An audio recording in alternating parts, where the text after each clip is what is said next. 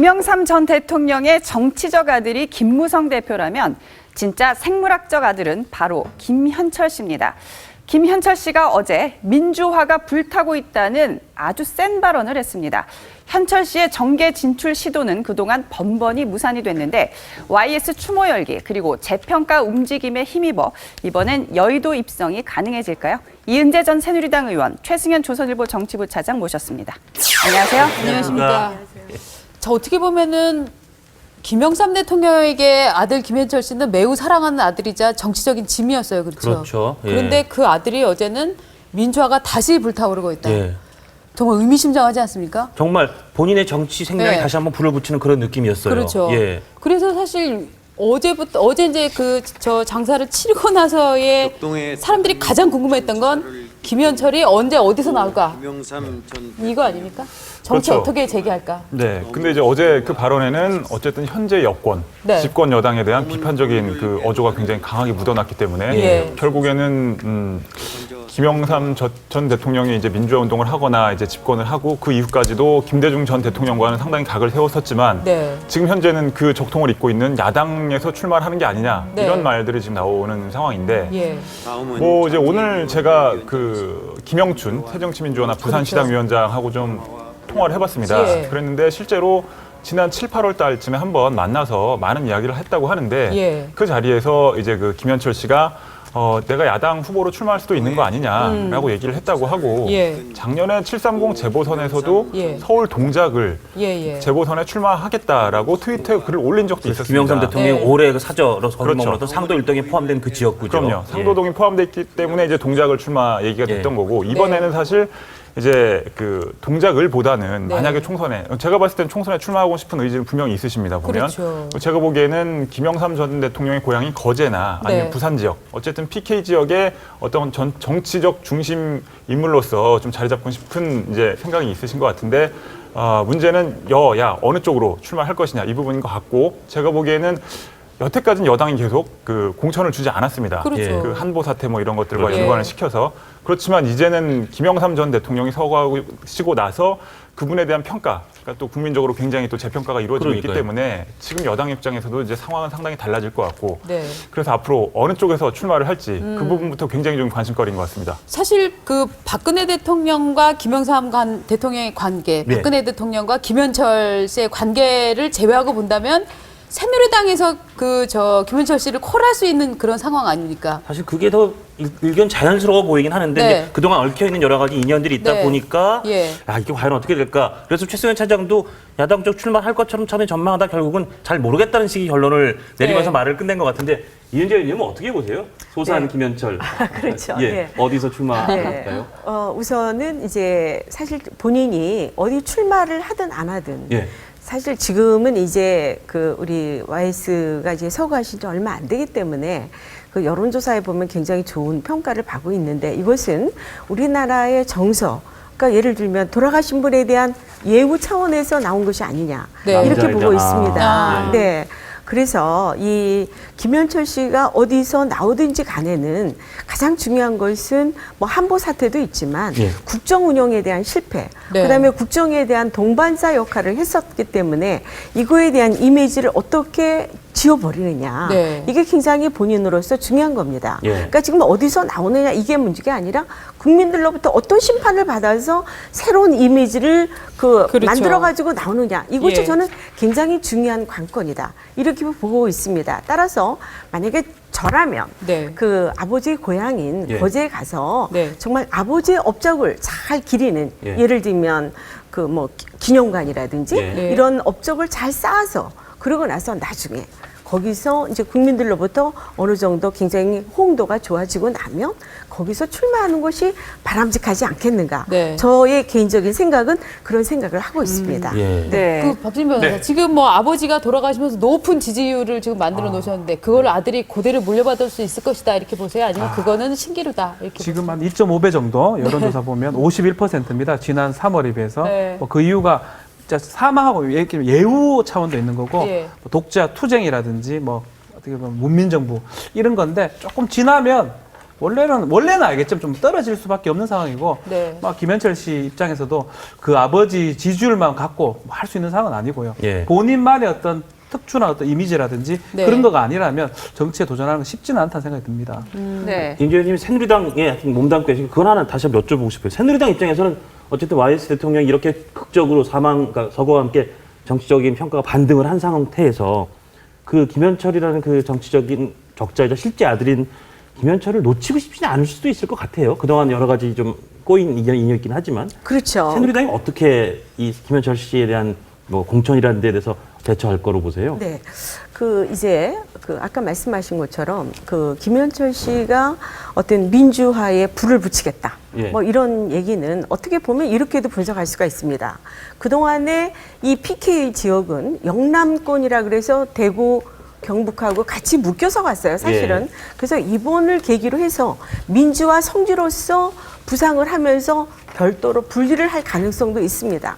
그러면 김현철 씨는 야당 출마 쪽을 좀 더 염두에 두고 있다 이렇게 분석이 되는 건가요? 그런 것보다는 예. 여당에 출마를 하면서도 이제 PK 지역을 이제 불을 붙이겠다. 아. 이렇게 우리가 분석할 수 있을 것 같습니다. 아. 네네. 네. 예. 최승현 차장, 김현철 씨를 보면 참 아들은 이렇게 해서 아버지를 닮는구나. 이 권력욕을 정말 부전자전한 듯한 느낌이 들어요. 김현철 씨 지금 얼만큼 투지를 불태우고 있습니까?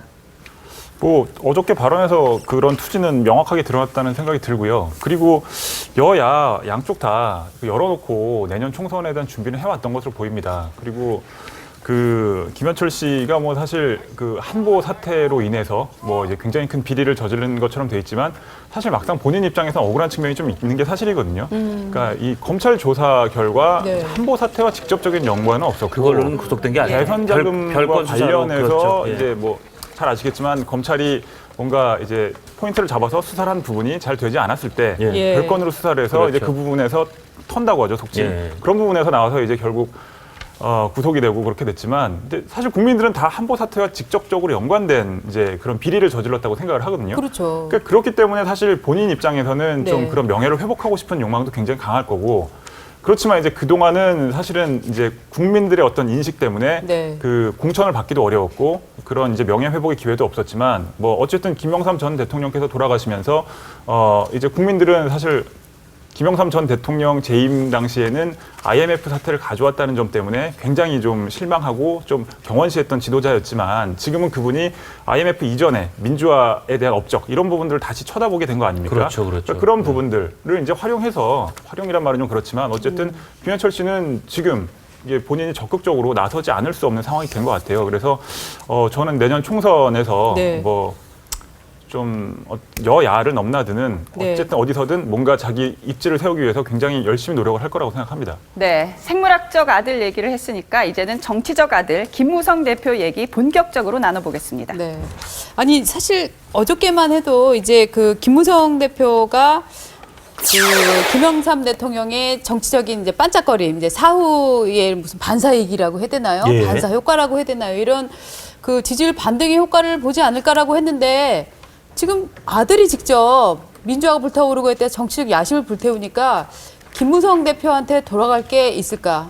정치적 유산이 과연 돌아갈 수 있을까 하는 의구심이 좀 들지 않습니까? 그렇죠. 지금 그런 상황인 것 같습니다. 예. 임 의원님 어떻게 생각하세요? 네, 제가 볼 때는요, 이번에 예. 김무성 대표가 어떻든 간에 상도동계의 맞상주 역할을 굉장히 저는 잘했다고 보고 있습니다. 네. 왜냐하면 지금 사실 이제 부산 쪽의 이 PK 지역의 분위기를 보면요, 우리가 YS 이후에 사람이 없다. 네, 네. 지금 그런 거를 하면서 어떻든 간에 김무성 대표를 대통령으로 만들어야 된다. 이런 열기가 대단합니다. 아, 그렇습니까? 네, 그래서 이제 이번에 이렇게 됨으로 인해서 YS의 정치적인 기반인 이 PK의 맹주 역할을 할 수 있다는 거, 이거 네. 굉장히 중요한 겁니다. 그래서 이 맹주 역할을 함으로 인해서 앞으로 이 김무성 이 대표는 내년 총선과 그다음에 내년에 그 다음에 있는 대선에까지도 예. 상당히 중요한 역할을 맡게 되고 그다음에 지지를 PK로부터 많은 지지를 받게 되기 때문에 네. 이 맞상주 역할을 굉장히 잘했다. 그렇게 우리가 평가를 할 수 있을 그런데 것 반론을 같습니다. 좀 드리고 싶으면 네. 이 정치적 아들을 자처하면서 최승현 차장이 너무 이 상도동 이미지가 강해지면서요.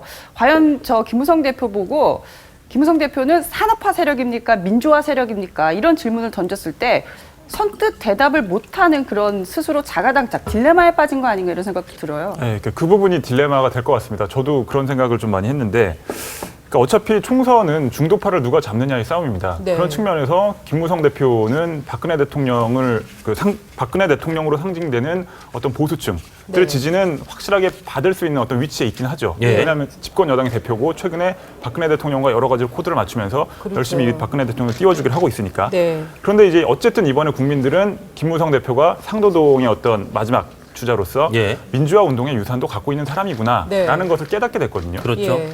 이제 그러면 이제 산업화, 민주화 아까 말씀하신 두 가지 유산을 다 갖고 있는 사람이 될 수 있는데 네. 문제는 이제 민주화 유산 이런 부분이 또 부각되다 보면 이제 기존의 그 박근혜 대통령 지지층, 그렇죠. 이 아주 강고한 그 보수층들은 예. 또 이런 부분에 대해서 김무성 대표가 그런 부분을 너무 부각시키면 거부감을 또- 떨어져 나갈 수 그렇죠. 있다는 그렇죠. 측면이 있는 네. 거죠. 그렇기 때문에 김무성 대표는 이 경로 관리라고 해야겠죠. 예, 예. 그 부분을 아주 잘해야 될 것 같습니다. 저는 이 타이밍에. 그렇죠. 네. 이런 상황이 딱 나올 수 있는 게 사쿠라 아닙니까? 사쿠라.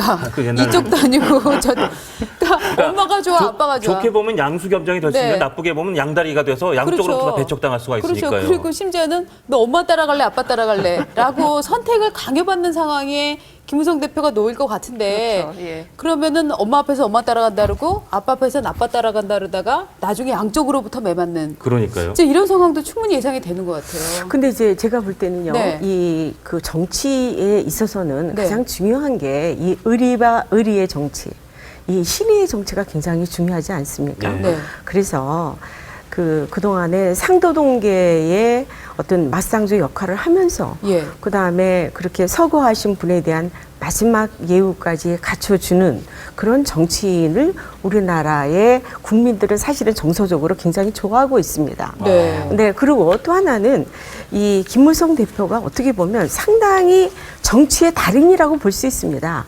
정치의 달인이기 때문에 네. 지금 이제 사실 우리 국민들이 볼 때 박근혜 대통령하고 여러 가지 이렇게 부딪힐까 말까 하다가도 안 부딪히고 지금 잘 이렇게 가고 있지 않습니까? 네. 그런 것이 결국은 그 김무성 대통령, 김무성 대표의 네, 상당한 장점, 자산 뭐 이런 네. 거라고 볼 수 있는 게 아닌가 이렇게 볼 수 있습니다. 네. 그러면 그냥 딱 잘라봐서 지금 원래는 박근혜 대통령 친박의 길이 하나 있었을 것이고 물론 거기서 네. 계속 삐걱거렸지만 네. 이번에 YS라는 적자라는 또 새로운 이미지가 생겨서 YS의 길을 양쪽의 길이 같은 길은 아닐 텐데 둘 중에 굳이 고른다면 김무성 대표가 어느 쪽 길에 좀 더 무게중심을 실어야 된다고 보세요? 그러니까 아마 지금 딱 어느 길을 선택한다라고는 본인은 하지 않을 거라고 저는 생각합니다. 예. 정치의 달인이기 때문에 네. 절대로 그 자기의 그 어떤 발톱을 보이지 않을 거라고 저는 보여요. 그렇다 예. 그러면 결국은 양쪽을 그 이제 우리 그 YS가 돌아가시면서 하신 말씀이 서거하시면서 하신 말씀이 통합의 정치를 이뤄내야 된다.